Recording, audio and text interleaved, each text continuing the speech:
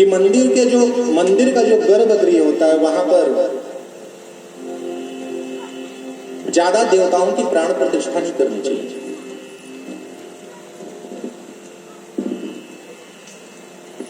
इससे निष्ठाएं हमारी परिवर्तित होती रहती हैं। कभी आया कि हम कृष्ण की उपासना करें, कभी आया कि हम राम की उपासना करें, कभी आया कि हम जगदम्बा की उपासना करें। तो निष्ठाओं का जो परिवर्तन है या परिवर्तन नहीं होना चाहिए। उपासना एक की करो और आदर सबके कर दो। निष्ठा एक में होना चाहिए। तो कहा गया कि जो इस सृष्टि के उत्पत्ति करने वाले हैं, जो इसका पालन करने वाले हैं, जो इसका संहार करने वाले हैं, ऐसे परमात्मा, यहां पर किसी का नाम नहीं लिया है व्यास जी ने, जो इस सृष्टि की उत्पत्ति करने वाले हैं, जो पालन करने वाले हैं, जो इसका संहार करने वाले हैं, जो हिरण्यगर्भ नहीं है, जिन्होंने अपने संकल्प मात्र से ही वेदों का ज्ञान ब्रह्मा जी को प्रदान कर दिया। इस सृष्टि का रहस्य पूरा ज्ञान इन्होंने संकल्प मात्र से ही ब्रह्मा जी को इस सृष्टि के प्रारंभ में प्रदान कर दिया। कभी हमें ऐसा प्रतीत होता है कि जब सूर्य की किरणें जब मार्ग पर पड़ती है तो उन सूर्य की किरणों का ऐसा भ्रम होता है कि हमें जल में कभी सड़क दिखलाई पड़ता है और कभी सड़क पर जल दिखलाई पड़ता है। हमने देखा होगा। और जिसकी अवस्था स्वप्न, सुप्ति, जागृत, जो इन अवस्थाओं से जो परिपूर्ण जो माया है, उस माया का भी जो नाश करने वाले जो परमात्मा है, ऐसे सत्य स्वरूप परमात्मा का मैं ध्यान करें।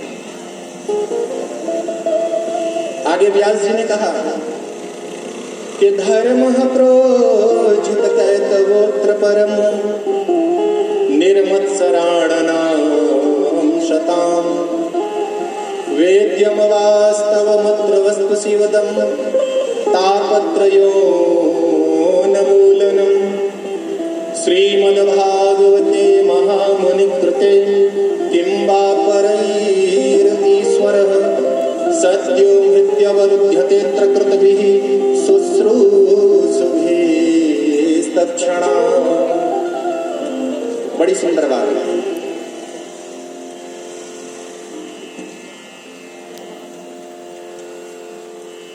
इस श्लोक में व्यास जी महाराज ने 4 बातों पर निरूपण किया है, जिसे हम अपने शास्त्र की भाषा में अनुबंध चतुष्ट कहते हैं। 4 बातों पर कि इस भागवत का विषय क्या है,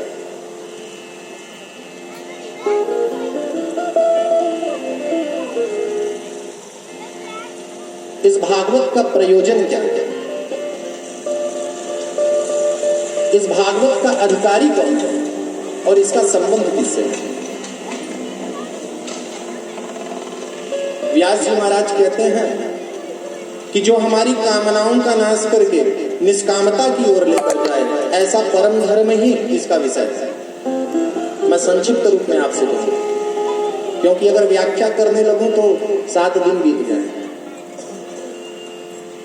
तो ये पहले प्रश्न का उत्तर हुआ कि परम धर्म ही इसका विषय है, जो हमारी कामनाओं का नाश करके हमें निष्कामता की ओर लेकर जाए। दूसरी बात कही गई कि इसका अधिकारी कौन है, तो कहा गया कि परोत्कर्षान संयम,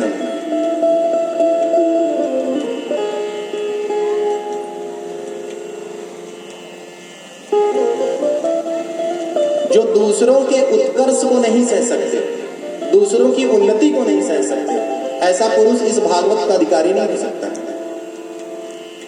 तो अधिकारी कौन? जो मत्सर रहित है, जो मत्सर रहित है, जिसके अंदर मात्सर्यता है ही नहीं। मत्सरता का अर्थ क्या होता है? मत्सरता का अर्थ यही होता है परोत्कर्षान संयम, जो दूसरों की उन्नति को ना सह सके, यही है मत्सरता। और जिसके भीतर यह नहीं है वही मुख्य अधिकारी है इस भागवत। फिर आगे कहा गया कि प्रयोजन तो तापत्रय विनाशाय, हमारे तीनों तापों का शमन, आदि दैविक, आदि भौतिक, आध्यात्मिक। और संबंध तो बतलाया गया, संबंध तो हमारे ठाकुर जी से, इसका संबंध उन्हीं से। आगे श्री व्यास जी महाराज कहते हैं कि निगम कल्पतरोर गलितम फलम सुख मुखाद मृत द्रव संयुतम पिबत भागवतम रसमालयम मुहुरहो रसिका भुवि भावका। इन 3 श्लोकों में भागवत का मंगलाचरण है। निगम कल्पतरोर गलितम फलम सुख मुखाद मृत द्रव संयुतम। यह जो भागवत है ना, यह वेद रूपी कल्पवृक्ष का पका हुआ फल है। श्री सुखदेव जी महाराज ने बड़ा सुंदर वर्णन भी किया, परंतु यह श्लोक व्यास जी के मंगलाचरण में है। तो वेद रूप कल्पवृक्ष का जो पका हुआ जो फल है, जिसमें न तो छिलका है न तो गुठली है, कहने का यह तात्पर्य है कि कोई त्याग करने वाली चीज इसमें है ही नहीं। हम आम खाते हैं तो उसकी छिलके का त्याग करते हैं, गुठली आम खाते हैं तो गुठली का त्याग करते हैं, परंतु यह ऐसा आम है कि इसका छिलका भी नहीं त्याग कर सकते और इसका गुठली भी नहीं त्याग कर सकते। क्यों? क्योंकि यह रस से परिपूर्ण है।